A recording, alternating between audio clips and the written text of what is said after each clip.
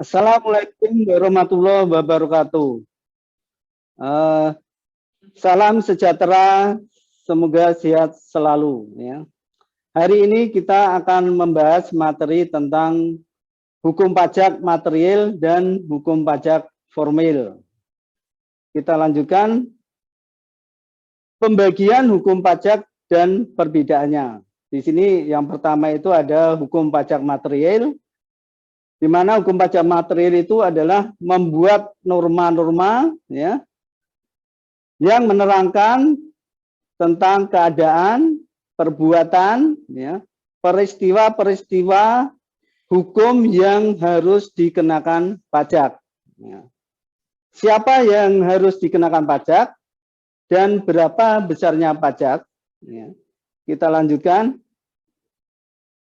Atau dengan kata lain, yaitu segala sesuatu tentang timbulnya, besarnya, dan hapusnya utang pajak, dan pula hubungan antara pemerintah dengan wajib pajak. Termasuk di dalamnya peraturan-peraturan yang membuat kenaikan-kenaikan, denda-denda, hukuman-hukuman, serta cara-cara tentang pembebasan pengembalian pajak. Yang kedua adalah hukum pajak formil. Apa itu hukum pajak formil? Yaitu peraturan-peraturan mengenai cara-cara menjelmakan hukum pajak material menjadi suatu kenyataan.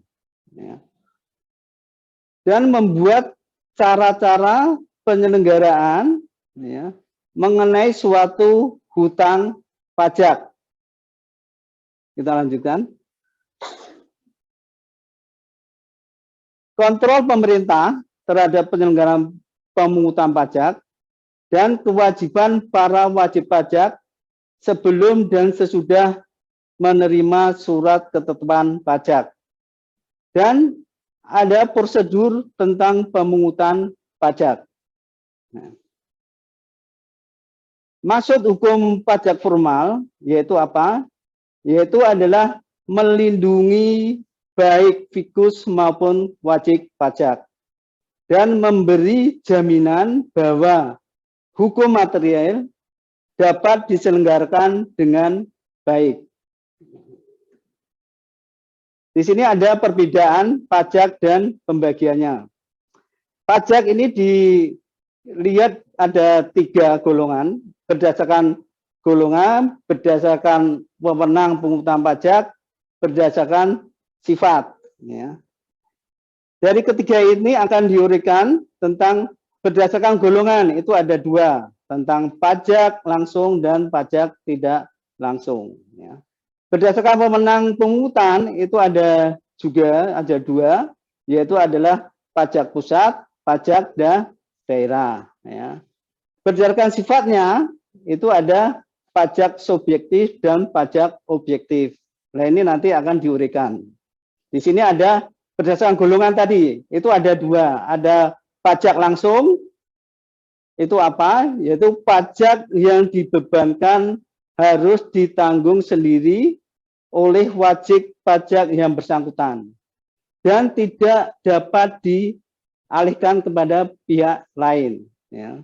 Sedangkan ini pajak tidak langsung, yaitu pajak yang dibebannya dapat dialihkan kepada pihak lain. Contohnya adalah PPN dan pajak penjualan barang mewah. Ya. Berdasarkan pungutan ada pajak pusat, ya, itu pajak yang pemenangnya, pemungutannya itu dilakukan oleh pemerintah pusat, ya, dan dilakukan oleh Departemen Keuangan melalui Dirjen Pajak dan diatur oleh undang-undang yang hasilnya itu akan dimasukkan di dalam APBN. Ya, ini.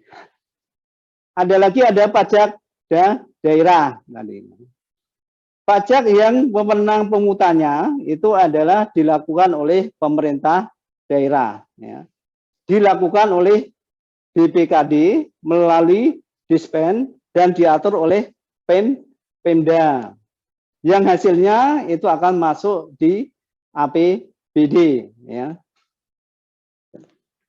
Terus selanjutnya berdasarkan sifatnya, itu tadi ada dua juga, ya, ada pajak subjektif dan objektif, ya.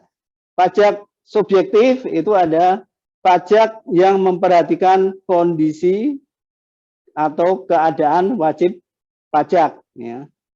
Dalam menentukan pajak itu harus ada alasan-alasan yang objektif, ya, yang berhubungan erat dengan keadaan materialnya, yaitu apa? Yaitu gaya pikul. Ya.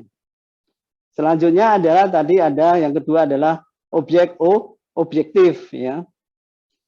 Kalau objek objektif itu adalah pengenaan pajak, ya, yang hanya memperhatikan kondisi objeknya. Ya. Tarif pajak.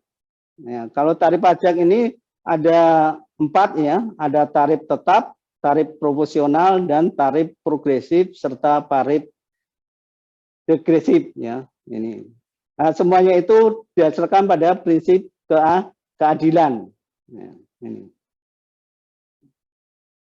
Tarif tetap itu apa? Tarif tetap itu adalah tarif pajak yang jumlah normalnya atau jumlah nominalnya tetap walaupun dasar pengenaan pajak itu berbeda atau berubah, ya. Sehingga jumlah pajak yang terutang itu adalah selalu tetap, tidak berubah. Ya, contohnya adalah biaya material untuk cek dan budget giro. Ya. Tarif proporsional. Ya. Tarif pajak yang merupakan persentase tetap, ya. Tetapi jumlah pajak yang terutang akan berubah secara proporsional sebanding dengan dasar pengenaan pajaknya. Ya. Contohnya adalah tarif PPN 10%. Kalau tarif progresif, ya, pajak yang persentasenya semakin besar jika dasar pengenaan pajaknya meningkat, sehingga jumlah pajak yang terutang itu akan berubah sesuai dengan perubahan tarif dan perubahan dasar pengenaan pajak. Nah. Yang terakhir di sini ada tarif degresif. Ya. Apa itu tarif degresif? Yaitu adalah tarif pajak yang prosentasinya semakin kecil jika dasar pengenaan pajaknya meningkat. Ya. Sehingga jumlah pajak yang terutang itu akan berubah sesuai dengan perubahan tarif dan perubahan dasar pengenaan pajak. Ya, ini yang terakhir, ya. Demikian untuk materi hari ini. Semoga materi ini bisa bermanfaat untuk yang akan datang. Kita cukupkan sekian. Assalamualaikum warahmatullahi wabarakatuh. Selamat sejahtera.